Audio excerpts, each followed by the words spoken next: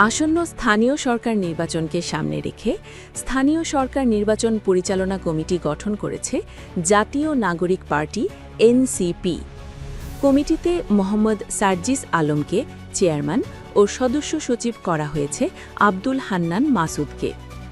23 ফেব্রুয়ারি সোমবার জাতীয় নাগরিক পার্টি এনসিপির দপ্তর সেলের সদস্য সাদিয়া ফারজানা দিনা স্বাক্ষরিত এক বিবৃতিতে এ তথ্য জানানো হয়। বিবৃতিতে বলা হয়, আসন্ন স্থানীয় সরকার নির্বাচনকে সামনে রেখে জাতীয় নাগরিক পার্টির এনসিপির আহ্বায়ক মোহাম্মদ নাহিদ ইসলাম ও সদস্য সচিব আক্তার হোসেনের নির্দেশক্রমে স্থানীয় সরকার নির্বাচন পরিচালনা কমিটি গঠন করা হয়। কমিটির চেয়ারম্যান করা হয়েছে মোহাম্মদ সার্জিস আলমকে এবং সদস্য সচিব করা হয়েছে আব্দুল হান্নান মাসুদকে।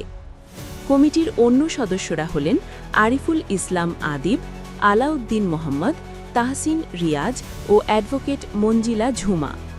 এছাড়াও কেন্দ্রীয় কমিটির নেতৃবৃন্দ, সকল বিভাগীয় সাংগঠনিক সম্পাদক এবং জেলার নেতৃবৃন্দ সার্বিক সহযোগিতা করবেন।